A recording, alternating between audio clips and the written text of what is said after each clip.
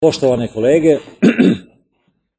imam neobičnu čast da vam najavim profesora Konrada Šmida, profesora sa Ciriškog univerziteta. Trenutno po mišljenju mnogih kolega, sa kojima i ja sam saglasan, profesor Schmid je možda najznačajniji starozavjetnik u svijetu. To je naš prijatelj. Mi na bogoslovskom fakultetu, Biblijskom institutu imamo partnerske odnose sa Cirihom.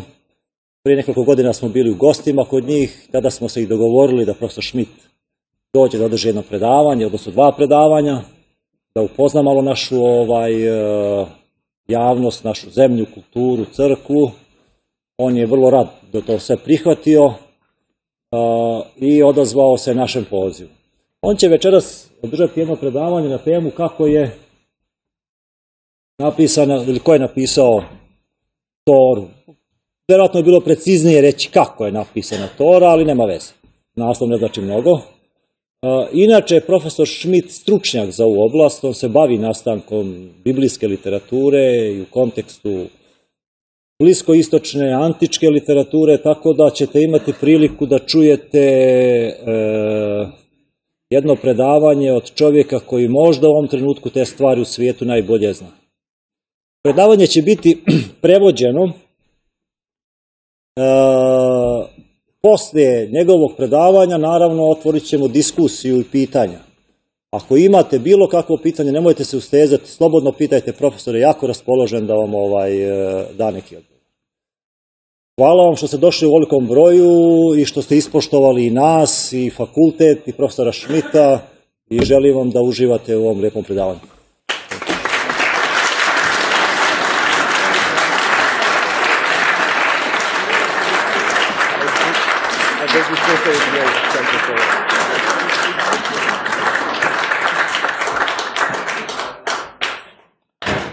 Thank you very much. It's an honor and a privilege to be here, and I'm very grateful to my friends from Belgrade that they invited me, and I'm looking forward to talking to you tonight.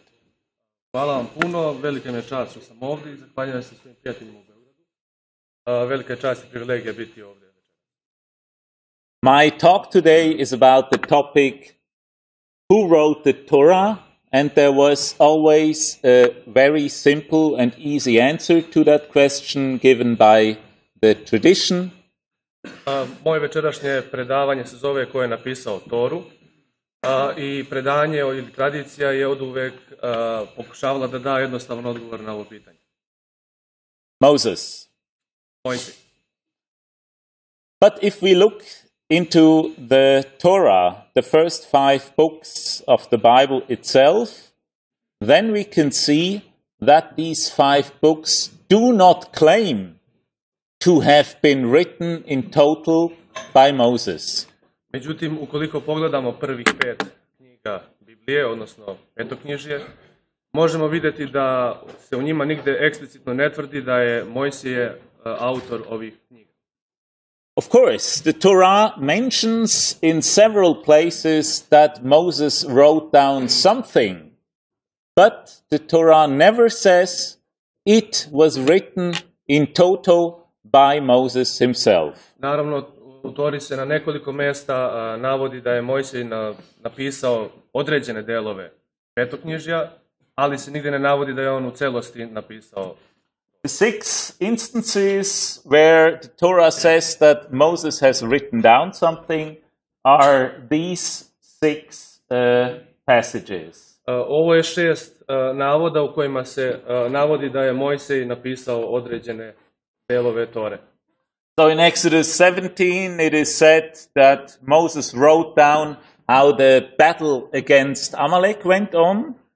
Dakle, u izlasku 17.14 se navodi da je Mojsij napisao izveštaj o bitci protiv Amalika. In Exodus 24 it is said that Moses wrote down the 3 chapters of the so-called covenant code, which is a law collection beforehand. U izlasku 24 se navodi da je Mojsij napisao 3 poglavlja And in Exodus 34:28 we can read that Moses wrote down the words for the second set of tablets with the Decalogue. U izlasku 34:28 se navodi da je Mojsij napisao drugi deo zapovesti Božjih. Numbers 32 we can read that Moses wrote down some of the stations during the wandering in the wilderness. U brojevima 33:2 se navodi da je Mojsij zapisao neke od stanica na njihovom lutanju kroz pustinju. And in Deuteronomy 31:9 it is said that the Deuteronomic law, that is somehow the laws that are contained in the last of the 5 books of Moses, that these were being written down by Moses. U ponovljenim zakonima 31:9 se navodi da je Mojsij taj koji je zapisao ovu kolekciju zakona. And Deuteronomy 31:22 looks forward to Deuteronomy 32, the so-called Song of Moses, and this also should have been written by Moses. Također i u ponovljenim zakonima 31:22 se nalazi pesma Mojsijeva koju je također trebalo da je napisao Mojsij. So the Torah doesn't claim to have been written by Moses himself, and the question is, who then wrote it? Kao što možemo da vidimo, petoknjižje ili Tora nigde ne tvrdi da je Mojsij napisao u potpunosti sve delove, ali ako prihvatimo da on zaista nije napisao sve delove, ko onda jeste? I was part of a research group that was active in Jerusalem in 2012-13, and we produced this volume here, 1,200 pages, and the answer also here, who wrote the Torah, is basically, we don't really know. U periodu 2012. i 2013. profesor Schmid je bio deo istraživačke grupe koja je radila u Jerusalimu. Jedan od rezultata njihovog istraživanja je i ovaj naslov koji možete da vidite, na nekih 1200 strana, i odgovor koji se unutra nalazi je da ni oni ne znaju ko je tačno napisao Toru. So if we approach this question, who wrote the Torah, we need to make one distinction that is absolutely fundamental for every historical approach to the Bible. Ukoliko hoćemo da postavimo pitanje ko je napisao Toru, moramo da napravimo jednu distinkciju koja je važna prilikom svakog we need to make one distinction that is absolutely crucial for a historical approach to the Bible. Jednu distinkciju koja je ključna za istorijski pristup biblijskom tekstu. And this is the distinction between historical and biblical Israel. I to je razlika između istorijskog i biblijskog Izraela. We can also talk of this distinction as the distinction between the time of the narrative and the time of the narrator. Ovu distinkciju, dakle, možemo posmatrati kao razliku između vreme samog narativa i vreme naratora. If we, for the Pentateuch, for the Torah, ask about the time of the narrative, then the Torah plays out in a scenery that is settled somewhere in the late 2nd millennium BCE.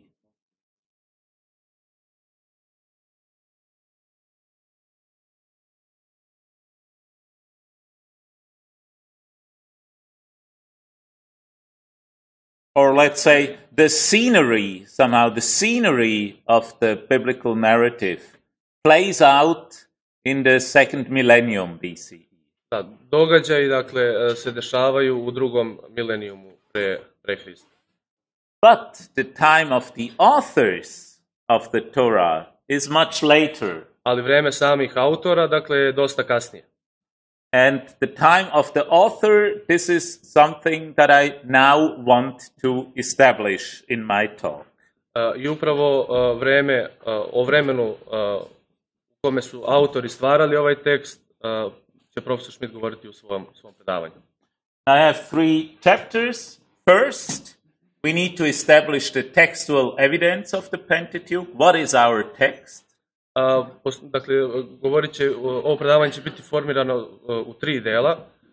U prvom delu će govoriti o samom tekstu petoknjižja, odnosno na osnovu čega će on donositi određene zaključke.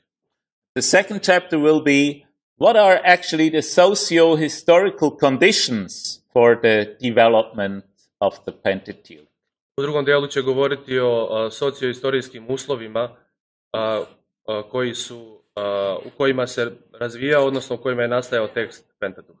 And the third chapter will deal with the specific ideologies, or if you will, the specific theologies of the Torah within their specific historical contexts.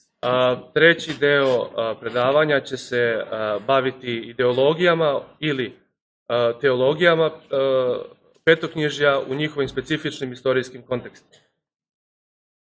If we look or ask first about the textual evidence of the Pentateuch, then we first have to say the oldest complete Torah that we have stems from the year 1008 AD. Ono što bi trebalo na početku reći kada govorimo o tekstualnim svjedočanstvima petoknjižja jeste da je kompletan najstariji rukopis petoknjižja zapravo iz 1008. godine posle Hrista. So this is first of all quite a serious problem.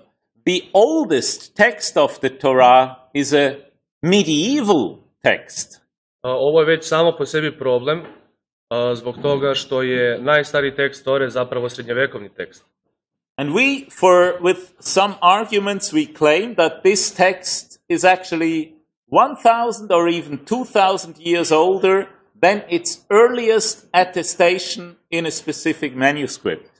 Ovo je naročito problematično zato što mi u određenim slučajevima tvrdimo da je tekst petoknjižja 1000 ili čak i 2000 godina stariji od naše najstarije rukopisne tradicije.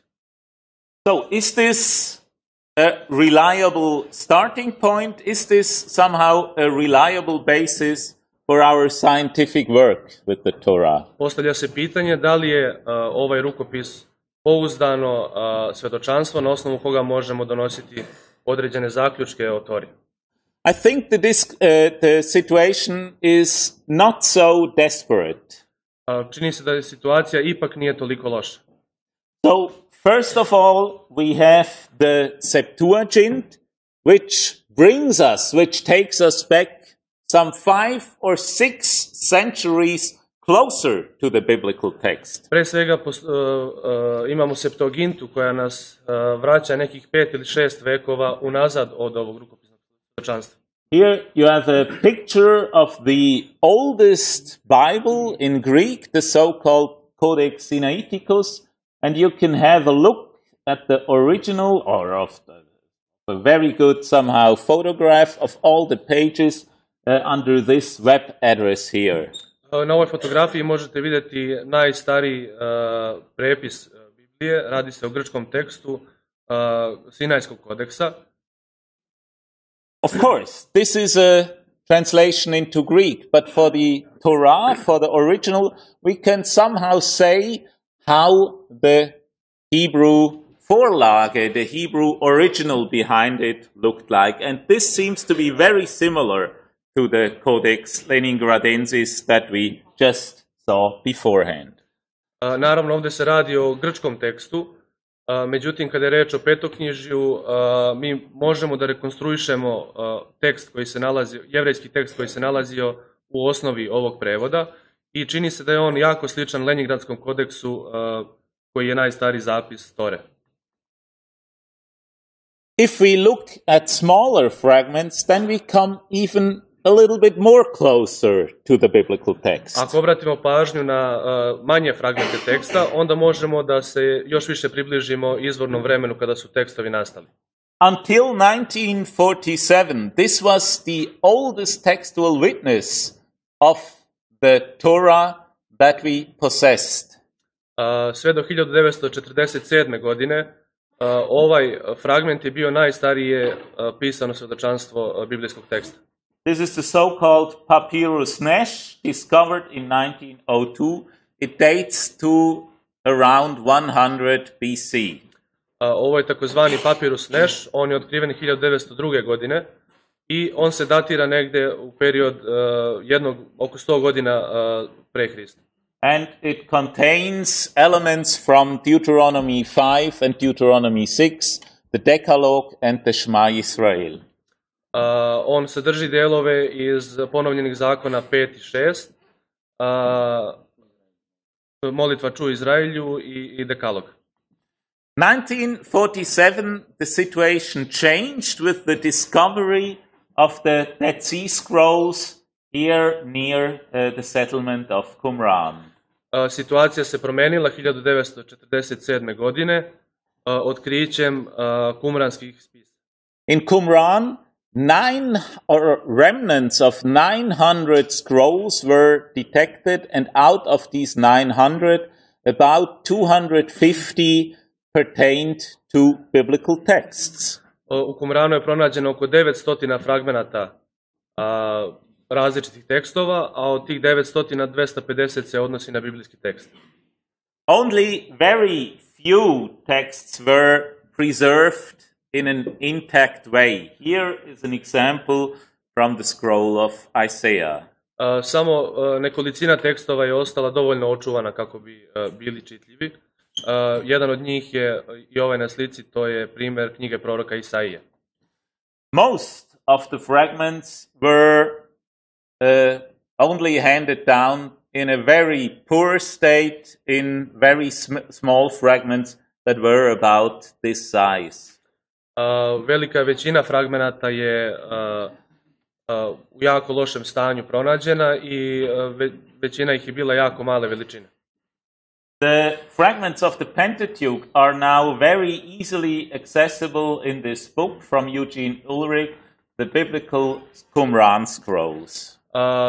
Svi, dakle, dobro očuvani fragmenti iz Qumrana su vrlo lako dostupni u ovoj knjizi koju vidite iza od Eugena Ulricha, spisi, biblijski kumranski spisi. They cover about 5 to 10% of the text of the Torah. U njima se nalazi od 5 do 10% teksta same Tore. The interesting question now is, of course, how close or how far away are these very ancient texts that belong to the 2nd and the 1st century BC? How far or how close are these texts from the Codex Leningradensis of the Middle Ages? Pitanje koje se sada nameće je koliko su ovi očuvani biblijski tekstovi slični, odnosno koliko su različiti u odnosu na srednjevekovni tekst Leningradskog kodeksa.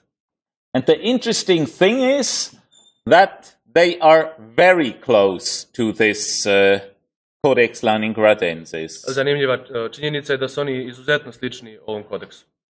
This is an example of a Genesis scroll with the first 5 verses of Genesis 1.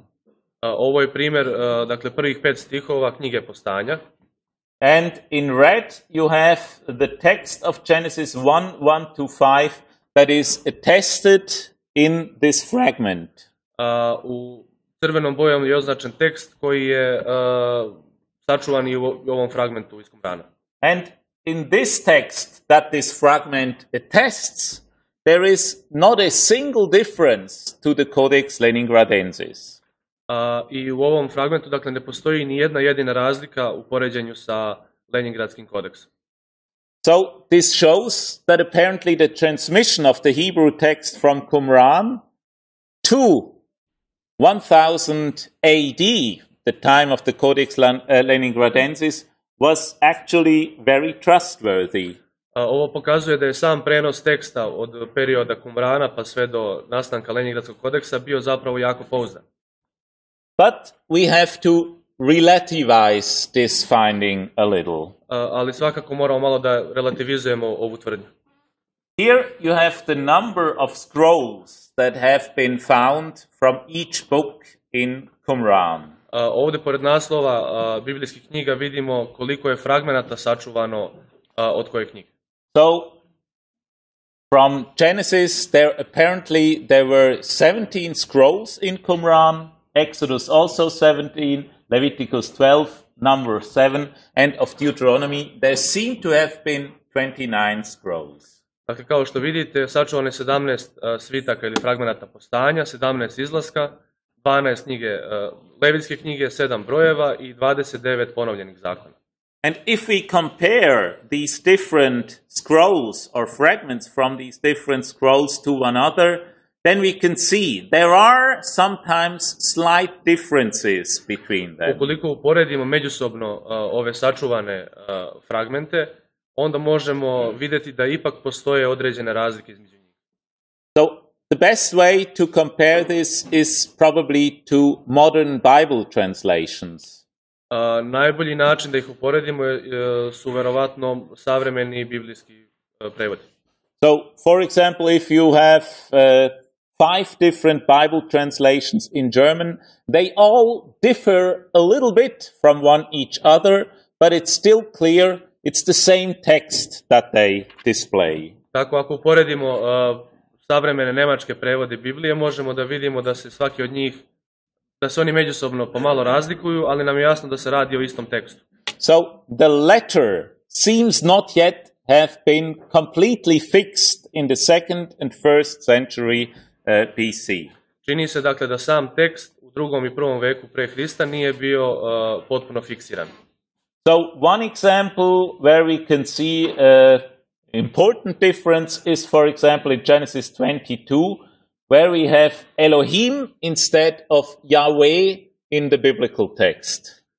Jedno od tih razlika možemo naći i u postanju 22:14, gde se umjesto Elohim nalazi Jahve u biblijskom tekstu. This is important because in the traditional theory of the composition of the Pentateuch, the exchange between the different designations of God, Yahweh and Elohim always played a role. To je bitno zato što se u tradicionalnim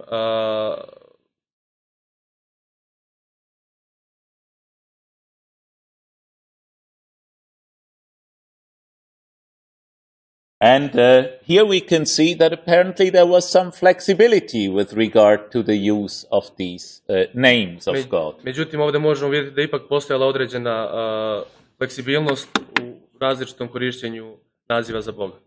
So these findings from Qumran show that apparently the biblical text that we have in the Codex Leningradensis is a meaningful starting basis. Ovo nam sve govori da je tekst koji imamo sačuvan u Leningradskom kodeksu ipak dobra polazna tačka za dalje istraživanje. The transmission between Qumran around 200, 100 BC and the Codex Leningradensis 1000 AD was apparently quite trustworthy. Na osnovu toga možemo reći da je tekst iz Qumrana iz 2. i 1. veka pre Hrista i Leningradski kodeks iz 1008. godine da su poprilično slični, te da je Leningradski kodeks dobra polazna tačka. We have only to reckon with some smaller differences. Jedino moramo da obratimo pažnju na neke manje razlike. But it's important to state there are no biblical texts from biblical times that have survived. Ali je važno napomenuti da ne postoje biblijski tekstovi iz vremena samih autora koji su preživeli. There might be one exception. Moguće da postoji samo jedan izuzetak. These are the silver amulets that have been found in Jerusalem in Ketef Hinnom. Ovo su srebrne amajlije koje su nađene u Jerusalimu u Ketef Hinnom. They are written on silver, they are very small. Dakle, to su zapisi na srebru i jako su mali. And they contain a version of a text that we also know from Numbers 6. I na njima je ispisana verzija teksta koji mi poznajemo iz knjige brojeva 6, 24 do 26 stiha. The so-called Aaronite blessing. Takozvani Aaronov blagoslov. But the text is not completely close to the Bible, so we do not know whether this is simply a formula or whether it is really a quote from the biblical text. Međutim, tekst nije u potpunosti isti kao biblijski tekst, tako da ne znamo da li se radilo o formuli ili o citatu ovog biblijskog odeljka. So it might be an exception or it might not be an exception. Dakle, može biti izuzetak, ali i ne mora. So I come to my second chapter, socio-historical conditions for the development of the Pentateuch. Sada prelazimo na drugi odeljak predavanja, gdje će profesor govoriti o istorijskim i sociološkim uslovima za razvoj. Here I first would like to hint to a specific book that displays this very nicely, Christopher Rolston, Writing and Literacy in the World of Ancient Israel. Na samom početku bih volio da ukažem na knjigu Christophera Rolstona, Pisanje i pismenost u drevnom Izraelu. So Rolston first of all tells us what is important in order to understand the production of the Bible, that in ancient Israel only 5 to 10% of the population could even read and write. Autor nam govori ono što je vrlo važno da znamo kada je reč o nastanku i produkciji biblijskih tekstova, a to je činjenica da je samo od 5 do 10% stanovništva bilo pismeno. And literacy is quite a fluid concept. A sama pismenost je poprilično fluidan koncept. So it's something different whether I simply write a simple letter or whether I compose a narrative, for example, like the Joseph story. Tako, dakle, možemo razlikovati nijanse pismenosti. Nije isto napisati jednostavno kratko pismo ili kreirati narativ kao što je biblijski. So if we talk about 5 to 10% of the population being literate, it's probably more a modest literacy that can be presupposed. Dakle, kada govorimo o brojici od 5 do 10% pismenih stanovnika, vjerojatno se misli na jako skroman nivo pismenosti. There is, however, quite an interesting finding of the Israeli archaeologist Israel Finkelstein. Postoji jedan zanimljiv nalaz izraelskog arheologa Finkelsteina. He examined the writing in the so-called Lachish letters. On je analizirao pismo u zapisu Lachish. These Lachish letters were being written on potsherds. Lachish pisma su bila ispisana na komadima grančarija. Yeah. So these potsherds, so-called ostraka, they were often used in ancient times because broken pots could be used as writing materials. Ovi komadi grančarija su često korišćeni za pisanje jer to je bio način da se slomljena grančarija iskoristi za još neku namenu. And these Lachish letters, they can be dated to the 7th and 6th century BC. Pisma iz Lahiša se dakle mogu datirati u 7. odnosno 6. vek pre Hrista. And they stem from a military fortress. One su pronađene u vojnoj bazi. And what Finkelstein found out was that these letters were being written by at least 6 different persons. He could deduce this from the kind of handwriting. Na osnovu različitih rukopisa Finkelstein je utvrdio da je makar 6 ljudi pisalo ova pisma. So what he concluded was that among these soldiers must have been at least 6 persons who were able to read and write. Na osnovu toga on je došao do zaključka da je među tim vojnicima bilo pismeno makar 6 ljudi. So this might be a hint that at least in the 7th and 6th century that literacy became a little bit more widespread. Ovo je pokazatelj da je možda u 7. i 6. veku stare ere pismenost bila malo više raširena. So what I want to do now is to establish the time span in which the texts of the Pentateuch could have been written. Ono što ću sada uraditi je da pokažemo period vremena u kom je tekst petoknjižja mogao da nastane. And here I would like to introduce two terms. Sada ovdje ću uvesti 2 termina. And the one is the so-called terminus aquo. Prvi je terminus aquo. And this means the date or the point in time from which on the Pentateuch could have written.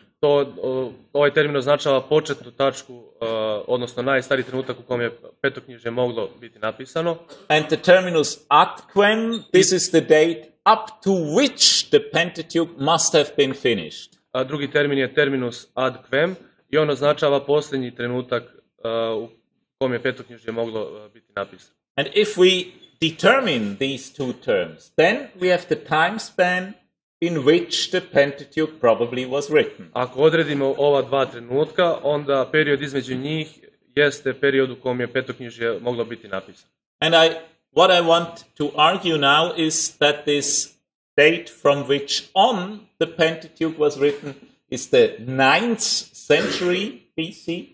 Ono što ću pokušati da pokažem je da je ovaj dakle početni trenutak u kojem je petoknjižje moglo nastati 9. vek pre Hrista.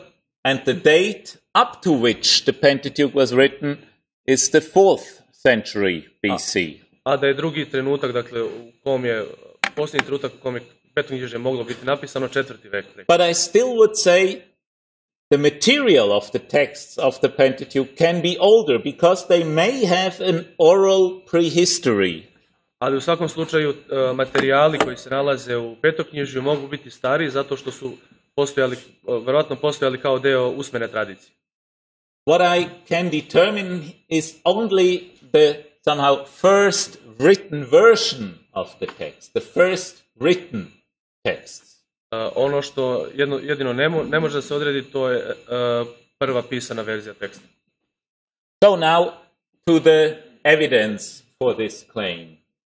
Sada ćemo se osvrnuti na dokaze za ovu tvrdnju.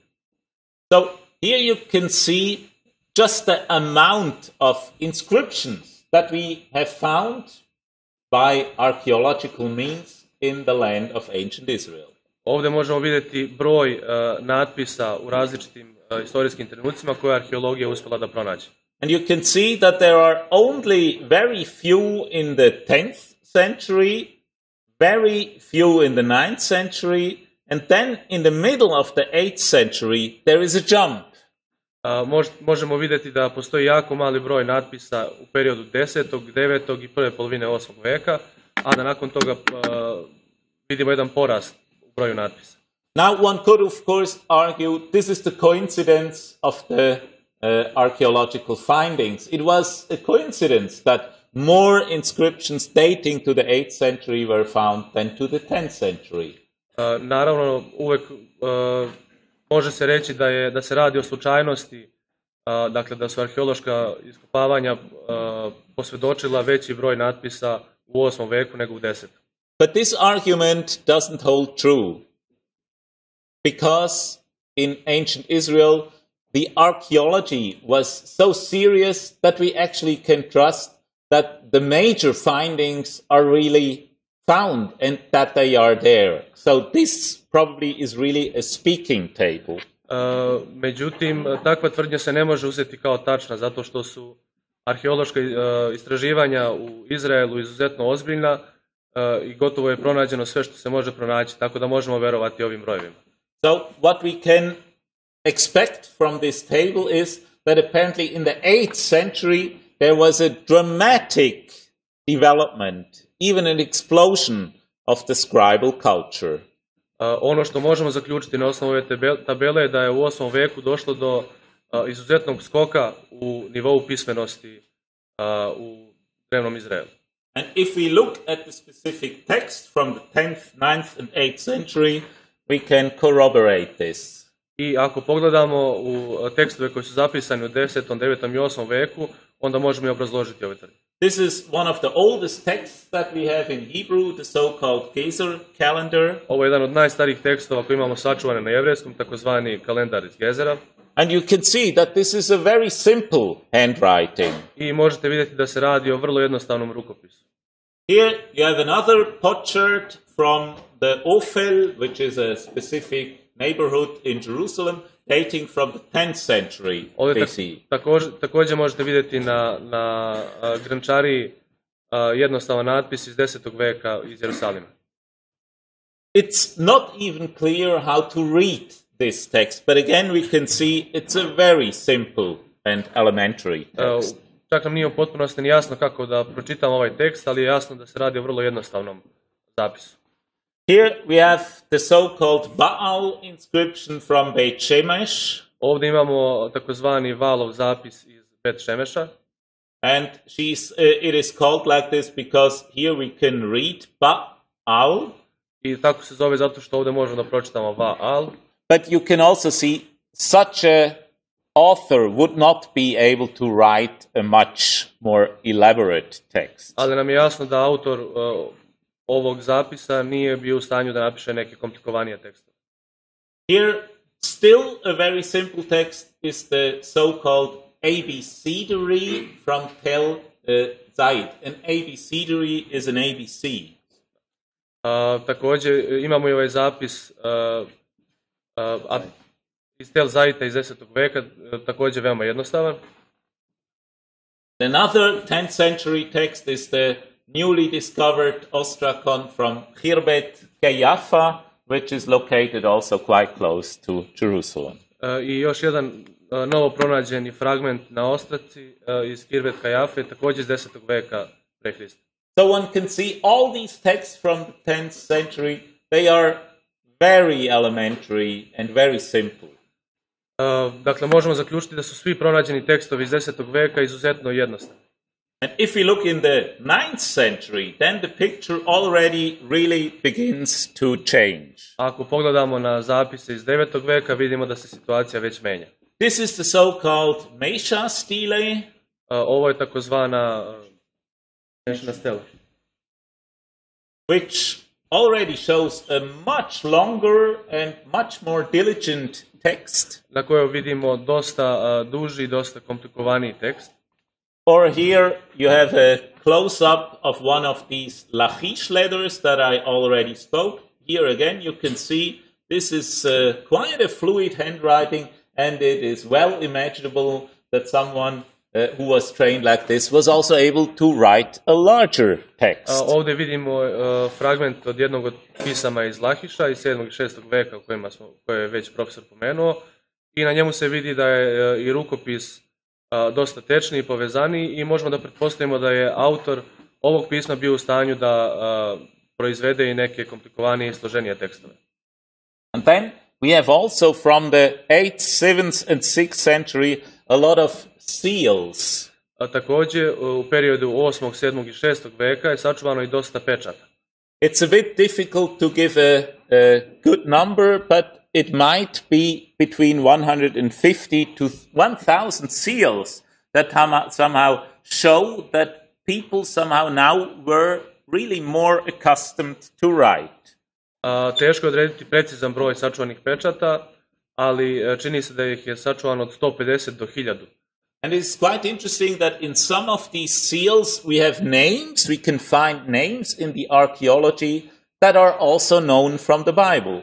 Zanimljivo je da na nekim od ovih pečata možemo naći imena koje su već posvjedočena u biblijskom tekstu.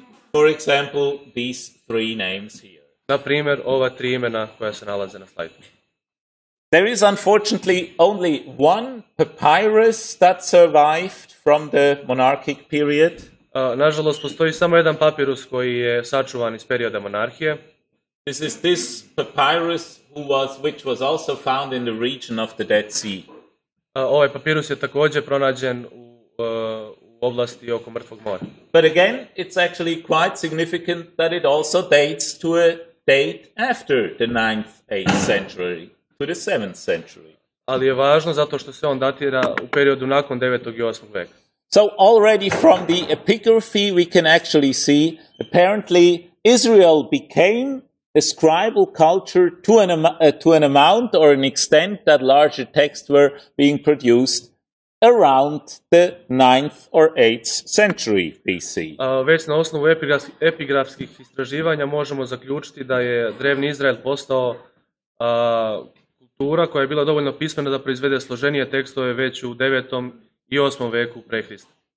And to the very same date also points the fact that from the 9th and the 8th century onwards, Israel and Judah are being named and mentioned in ancient Near Eastern documents.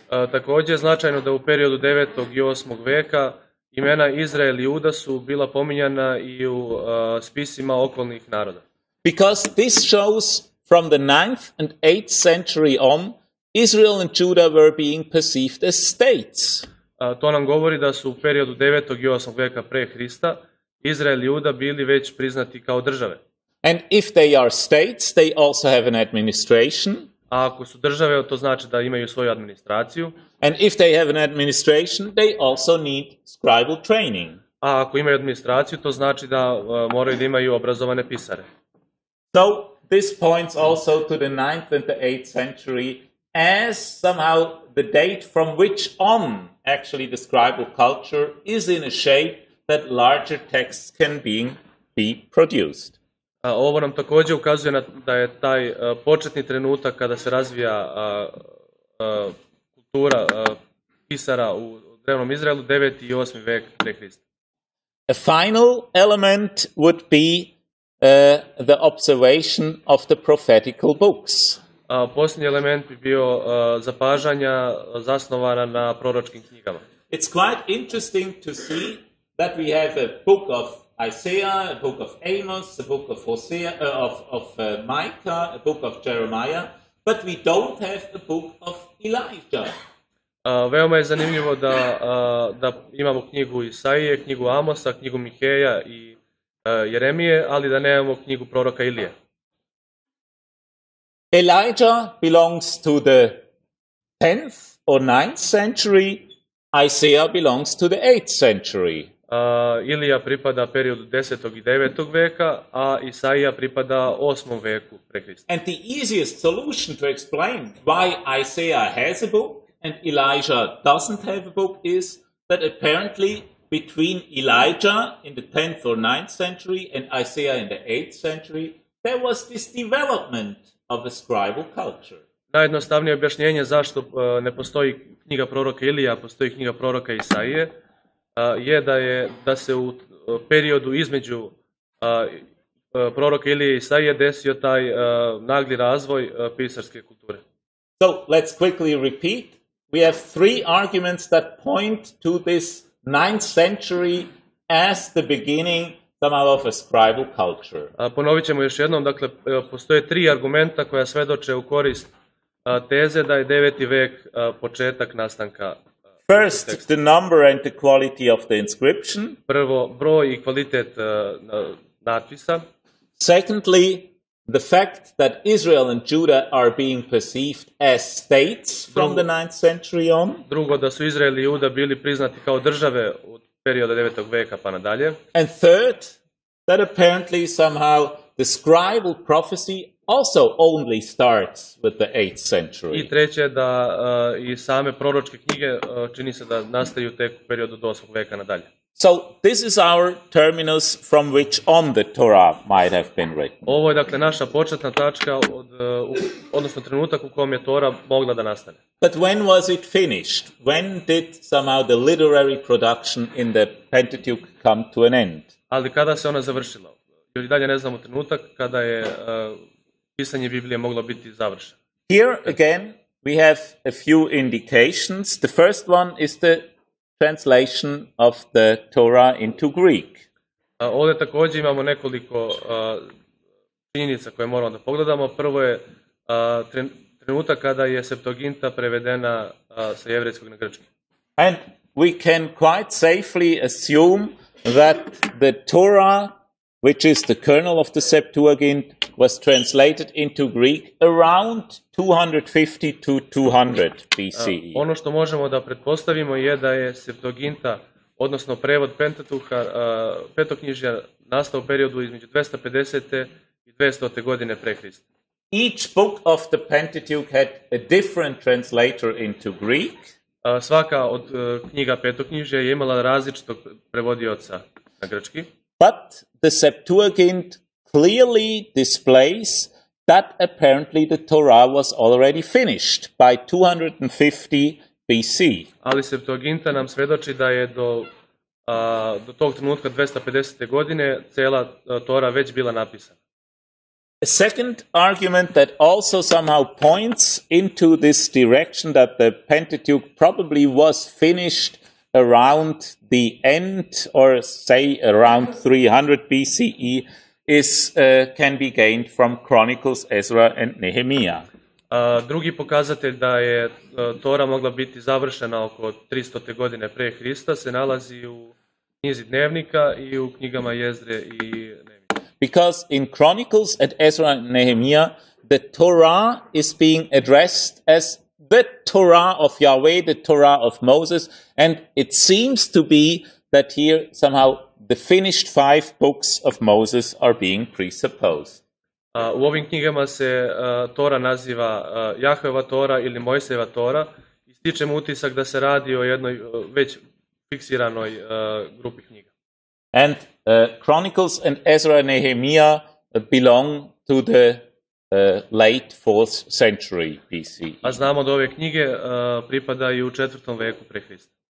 And there is a final argument that also points in this direction, late 4th century, as somehow the closure of the Torah. Posljednji argument koji govori kao potvrda tezi da je Tora završena pre 4. veka. And this is somehow that the Torah doesn't seem to presuppose the downfall of the Persian Empire by the conquest of Alexander the Great. A to je činjenica da izgleda da Tora ne pominje, odnosno ne zna za činjenicu za pad Persijske imperije pod osvajanjem Aleksandra Makedonskog.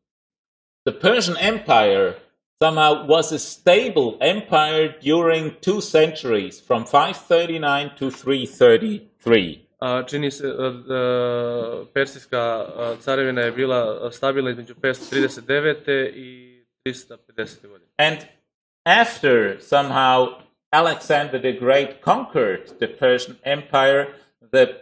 Empire really fell into pieces. A nakon Aleksandrovih osvajanja Persijsko carstvo se raspalo na komade. And it seems that like the Bible interpreted this conquest of Alexander as a huge judgment of the world.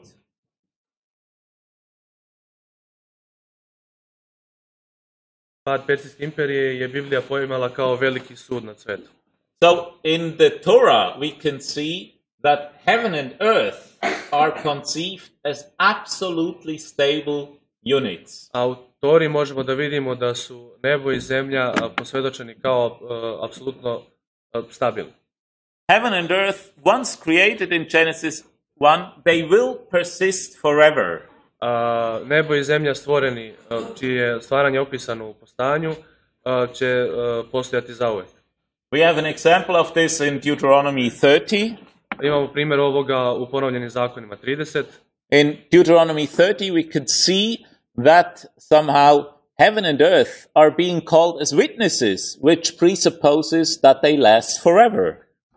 Ovdje možemo vidjeti da su nebo i zemlja pozvani kao svedoci, što znači da oni zaista postoje zauvek. Whereas outside of the Torah, we have the notion that heaven and earth also can somehow stumble down. Dok izvan Tore imamo svjedočanstvo da nekako nebo i zemlja zapravo mogu da nestanu. Here, this text from Isaiah 34 is probably a Hellenistic text.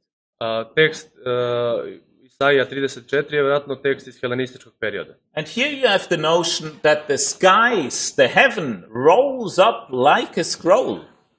I ovdje vidimo, dakle ovdje se kaže da se nebo savija kao svitak. So it seems that somehow the Torah seems to presuppose still this very stable order of the Persian time. Čini se da Tora, dakle, svedoči o ovom stabilnom periodu Persijskog carstva. Whereas these Hellenistic texts presuppose the downfall of the Persian Empire under Alexander the Great. Dok helenistički tekstovi svedoče o već palom carstvu. So, again, let me quickly summarize. Još jednom ćemo se osvrnuti na već izrečene argumente. So the three arguments why the Torah probably was finished by the late 4th century, say around 340 BCE are: tri argumenta koje govore u prilog tome da je Tora napisana do kraja 4. veka pre Hrista su: first, the translation of the Septuagint presupposes the finished Pentateuch around 250. Prvi argument je da je prevod Septuaginte svedoči da je Tora bila završena pre 250. godine pre Hrista. Chronicles presupposes the Torah as Torah of Yahweh or Torah of Moses at around 340 BCE. Knjiga dnevnika svedoči nam govori o Jahveovoj Tori, odnosno o Mojsijevoj Tori, a ona je napisana oko 340. godine pre Hrista. And the third argument is that the Pentateuch, with its notion of the persistence of heaven and earth, probably does not yet presuppose the downfall of the Persian Empire by the hands of Alexander the Great. I treći argument je, kao što smo već rekli, da Tora razumeva nebo i zemlju kao stabilne kategorije, što govori da verovatno je napisana pre pada Persijskog carstva. So my third and final piece somehow wants to corroborate that the texts of the Pentateuch were written basically between the 9th and the 4th century, although there are earlier oral elements that are worked in, by looking at the political history of the ancient Near East of that time. Treći deo predavanja će govoriti o istorijskim i političkim kontekstima samog nastanka teksta, za koji verujemo da je nastao između 9. i 4. veka pre Hrista. And here another very fundamental principle of biblical exegesis needs to be taken into account.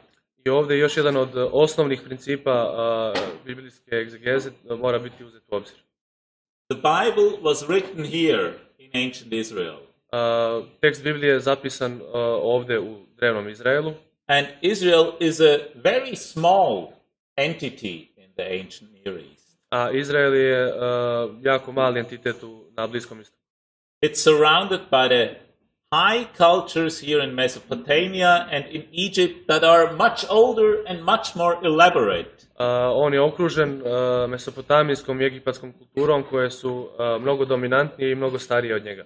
So it's only to be assumed that texts that were written here were influenced by cultural influences from the Fertile Crescent, from Mesopotamia and ancient Egypt. Dakle, logično je pretpostaviti da su tekstovi koji su napisani u Izraelu bili napisani pod kulturnim uticajem tekstova iz Mesopotamije i iz Egipta. And we even have evidence that this was the case, that there was cultural transfer within this Fertile Crescent. Imamo također i svjedočanstva da su ovi tekstovi nastali pod uticajem iz Mesopotamije i Egipta. This is a fragment of the Gilgamesh epic, one of the classic pieces in Mesopotamian literature that was found in ancient Israel. Ovo je jedan od fragmenata epa u Gilgamešu, klasika starog doba, koji je pronađen u Izraelu. And the archaeologist Israel Finkelstein even found out that this text was not brought from Mesopotamia to Israel, but that the clay stems from Israel itself.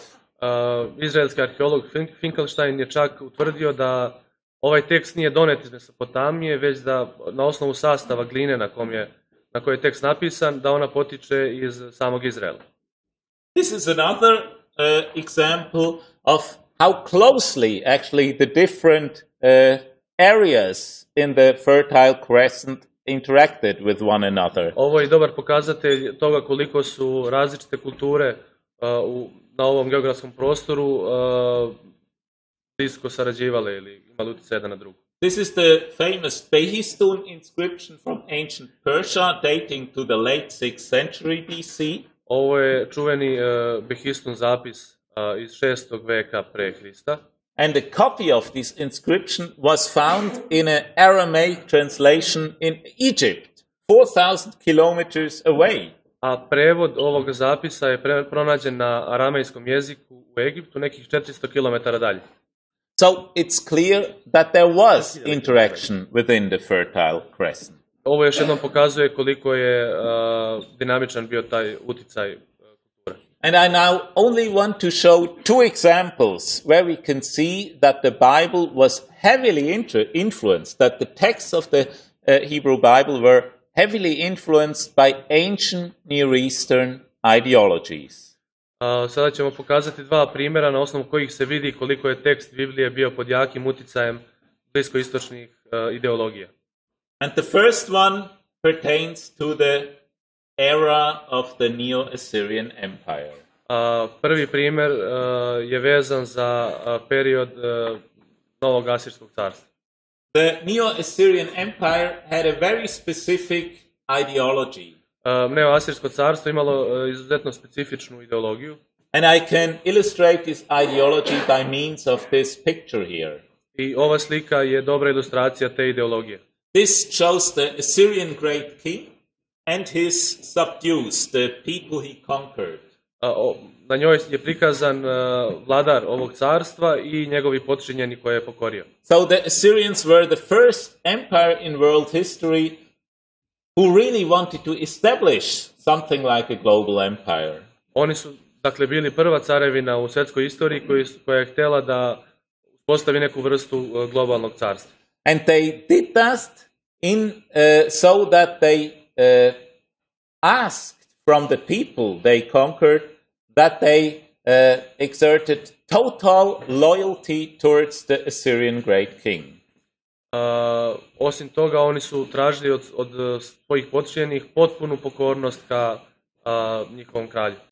They did not only conquer the people, but they made treaties with them, and the treaties called these peoples into complete loyalty towards the Assyrian great king. Oni, dakle, nisu samo pokorili različite narode, nego su sklapali sporazume sa njima, a deo tih sporazuma je podrazumevao potpunu poslušnost i lojalnost neoasirskom caru.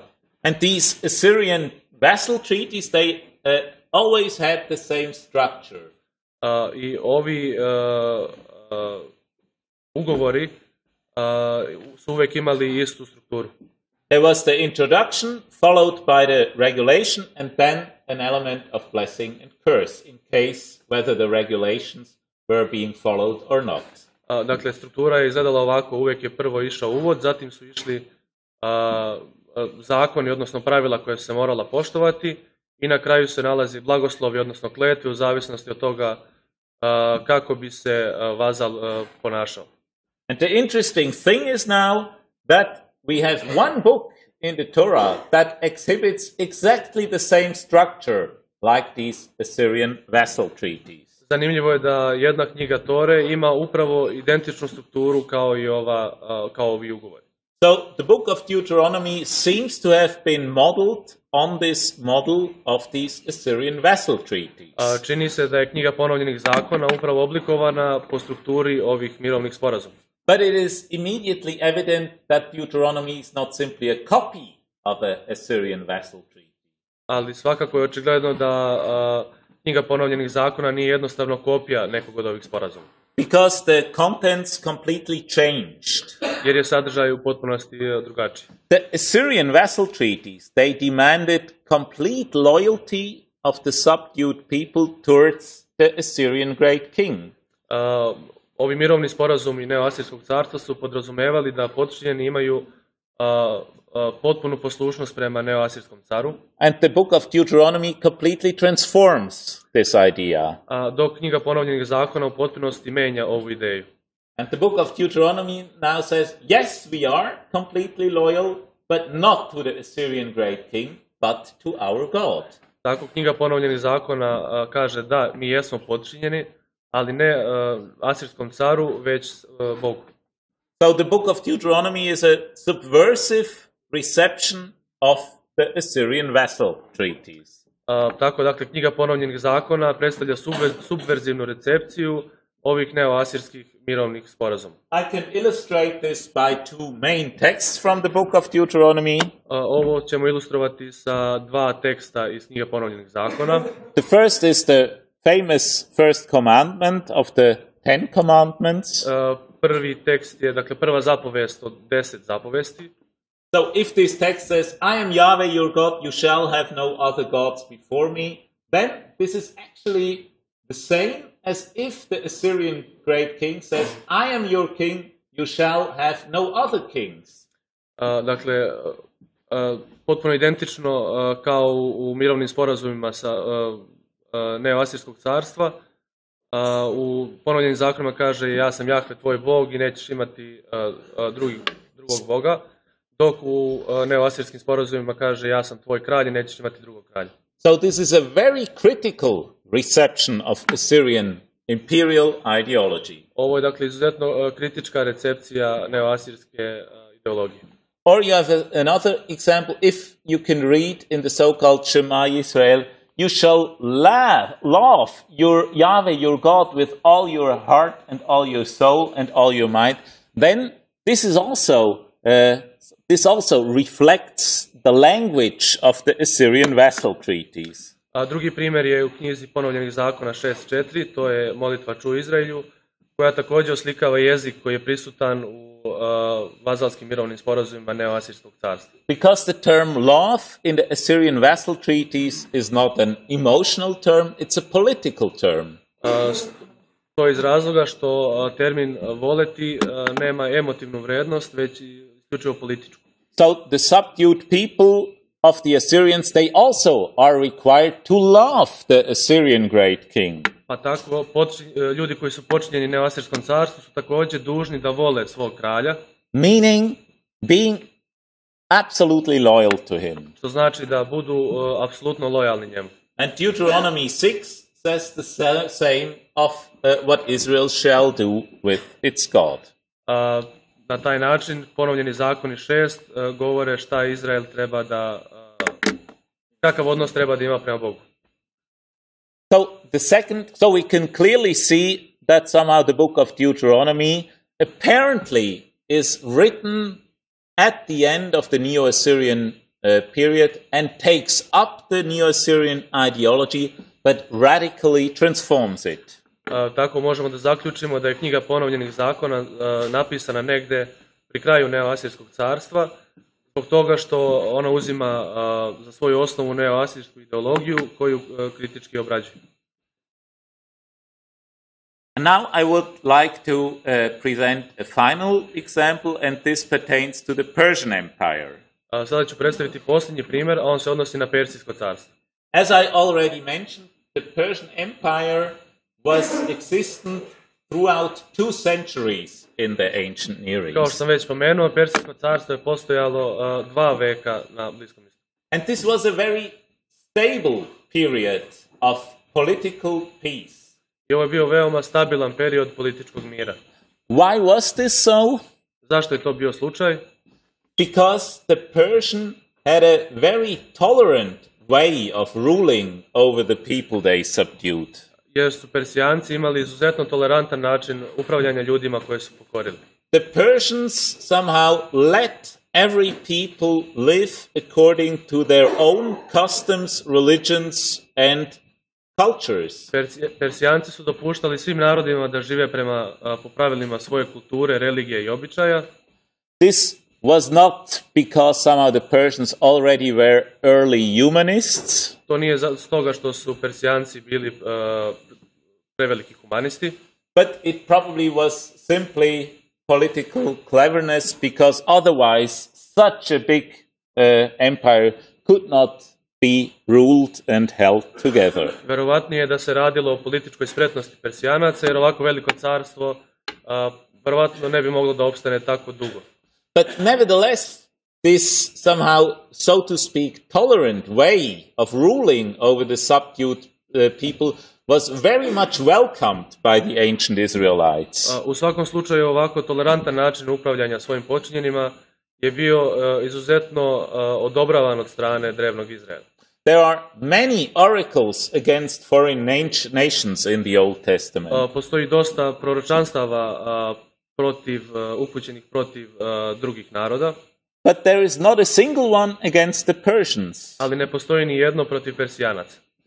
Some of the theologians that wrote the Torah even were of the conviction that somehow with the Persian Empire history came to an end. Neki od teologa koji su pisali Toru su čak bili ubeđeni da je persijskom vladavinom došao kraj sveta. This is how God meant to rule over the world. Ovo je kako je Bog, dakle, persijski način vladavine je to kako je Bog zamislio da se upravlja svetom. Israel has its second temple, it can have its own religion, and it can entertain its culture. Izrael sada ima drugi hram, može da praktikuje slobodno svoju religiju. And probably one of the texts that is most clearly somehow reflects this Persian imperial ideology is the so-called Table of Nations in Genesis 10. Jedan od tekstova koji vjerojatno dobro pokazuje ovu persijsku ideologiju jeste Postanje 10. This Table of Nations describes the order of the world after the great flood. U ovom tekstu se opisuje stanje sveta nakon velikog potopa. And it is structured by means of 3 refrains. Strukturisan je dakle u 3 dela. And these 3 refrains are here in 10:5, 10:20 and 10:31. These are the descendants of Japheth in their lands with their own language by their families and their nations. These are the descendants of Ham by their families, their languages, their lands and their nations. And these are descendants of Shem by their families, their languages, their lands and their nations. Dakle, ova 3 dela se nalaze u Postanju 10:5, gde se govori o potomcima Jafeta, njihovoj zemlji, njihovom jeziku, njihovoj porodicama i narodu. Isto to se govori u 10:20 za potomke Hama i isto to u 10:31 za Šemove potomke. So, the fascinating thing about this text in Genesis 10 is that it apparently imagines the world as a pluralistic world. Ono što je zanimljivo je da je slika sveta u Postanju 10 zapravo prikazana kao jedan pluralistički svet. This is something new in the ancient world. Ovo je nešto novo u starom svetu. The Assyrians, for example, they expected actually from everyone that they in some way became also Assyrian. Asirci su očekivali na određen način da svi počinjeni narodi postanu Asirci. But in the Persian Empire it was clear every people could live according to its own customs. Ali u persijsko vreme je bilo dozvoljeno da svaki narod živi prema svojim običajima. And here the Bible took up positively this concept of the Persian imperial ideology. I ovdje vidimo da se Biblija pozitivno odnosi prema toj persijskoj ideologiji.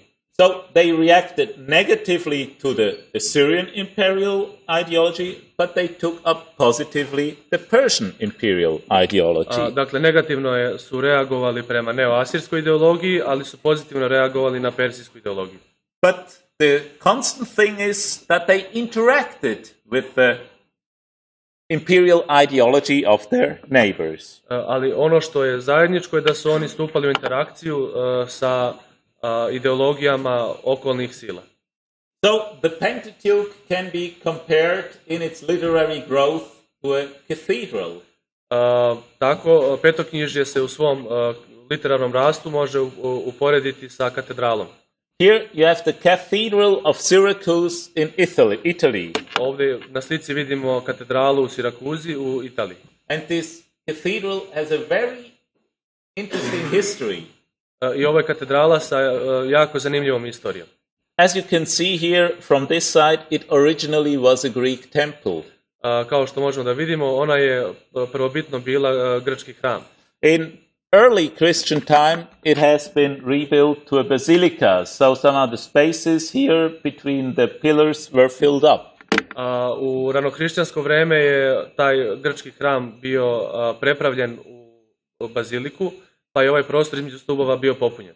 In Muslim times, it was transformed into a mosque.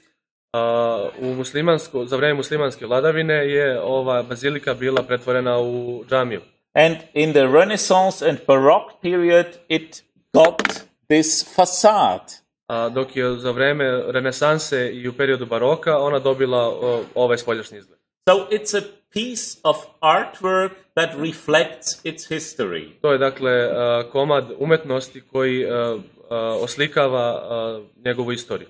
And I think the Pentateuch, the Torah, can be compared to such a building. I smatram da Tora može biti upoređena sa ovakvom građevinom. Also, the Torah grew over many centuries. I Tora je takođe rasla i razvijala se tokom vekova.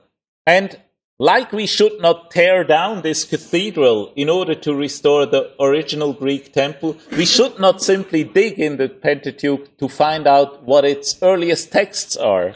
I baš kao što ne bismo trebali da srušimo ovu katedralu kako bismo rekonstruisali grčki hram, isto tako ne bismo trebali ni da kopamo po petoknjižju kako bismo pronašli prvobitni tekst.